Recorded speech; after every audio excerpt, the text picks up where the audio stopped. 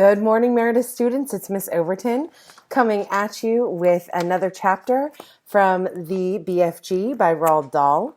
And in this chapter, Roald Dahl continues with made-up language. This chapter is called Snozcumbers, and it reminds me of another text that he wrote about the infamous character Willy Wonka and his chocolate factory. Throughout that text, he uses the same author's move to make up language, to draw you in, and to bring some sort of silliness to his writing. So, Snozcumbers. But if you don't eat people like all the others, Sophie said, then what do you live on? That is a squelching tricky problem around here, the BFG answered. In this slosh-flunking country, happy eats like pineapples and piggly-winks is simply not growing.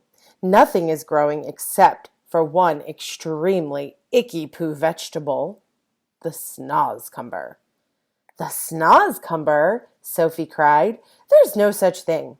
The BFG looked at Sophie and smiled, showing about 20 of his square white teeth.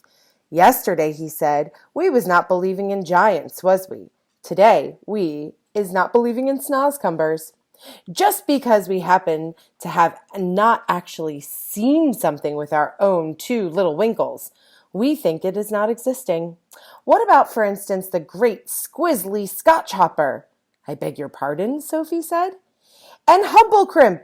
What is that? Sophie said. And Raprascal. What? Sophie said. And the Crumplescuttle.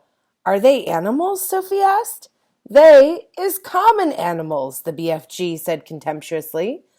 I is not a very all-knowing giant myself, but it seems to me that you are an absolutely know-nothing human being. Your brain is full of rotten wool. You mean cotton wool? Sophie said. What I mean and what I say is two different things, the BFG announced rather grandly. I will now show you a snozcumber. The BFG flung open a massive cupboard and took out the weirdest-looking thing Sophie had ever seen. It was about half as long again as an ordinary man, but was much thicker, and it was thicker round its girth as a regular cucumber.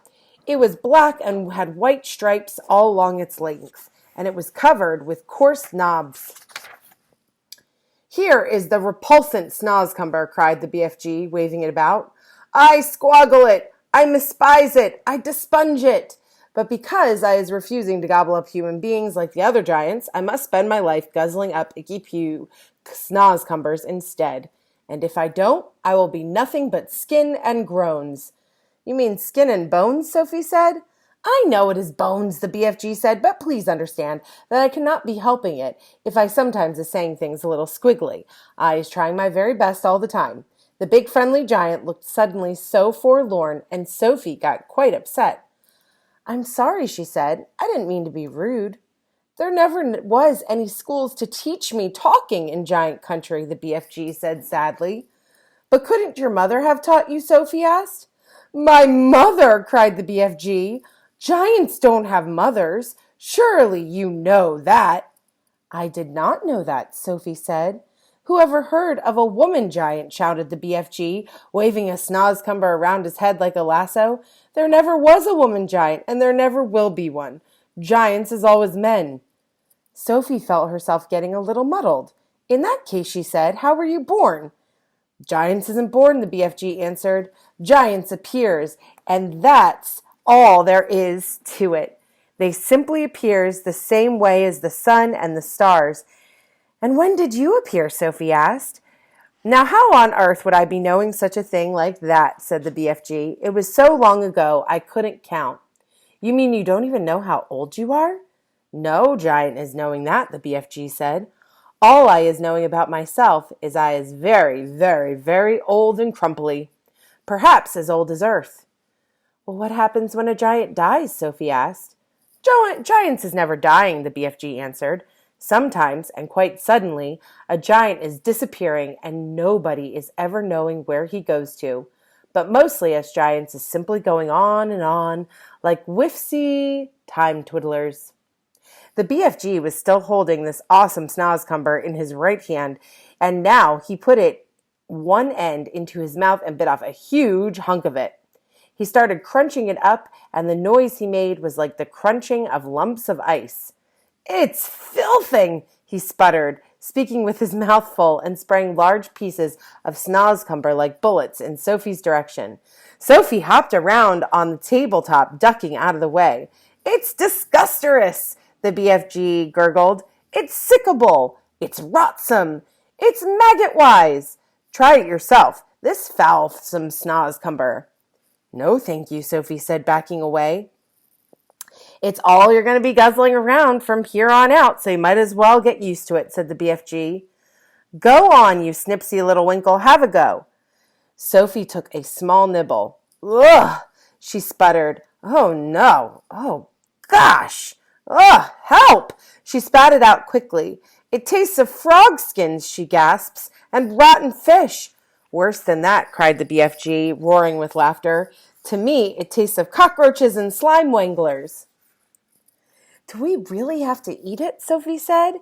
"You do, unless you want to become so thin you'll be disappearing into a thick ear." "Into thin air?" Sophie said. "A thick ear is something quite different." Once again, that sad, winsome look came on the BFG's eyes. "Words," he said. "Oh, such a twitch-tickling problem to me all my life. So you must simply try to be patient and stop squibbling. As I am telling you before, I know exactly what words I am wanting to say, but somehow or other they is always getting squiggled around." "That happens to everyone," Sophie said. "Not like it happens to me," the BFG said. "I is speaking the most terrible Wigglish." "I think you speak beautifully," Sophie said. "You do?" cried the BFG, suddenly brightening. "You really do. Simply beautiful," Sophie repeated. "Well, that is the nicest present anybody is ever giving me my whole life," cried the BFG. "Are you sure you're not twiddling my leg?" There's a picture of the snozcumbers. "Of course not," Sophie said. "I just love the way you talk." "How wondercrump," cried the BFG, still beaming. "How wopsy splunkerous. How absolutely squiffling. I am all a stutter." "Listen," Sophie said. "We don't have to eat snozcumbers. In the fields around our village, there are all sorts of lovely vegetables like cauliflower and carrots. Why don't you get some of those the next time you go to visit?" The BFG raised his giant head proudly in the air. "I is a very honorable giant," he said. "I would rather be chewing up rotsome snozcumbers than snitching things from other people." "You stole me," Sophie said. "I did not steal you very much," said the BFG, smiling gently. "After all, you was only a tiny little girl." All right, that concludes our chapter for today. I will be back tomorrow with the next chapter from Roald Dahl's The BFG. I hope you're having a wonderful day, and I look forward to seeing you again tomorrow.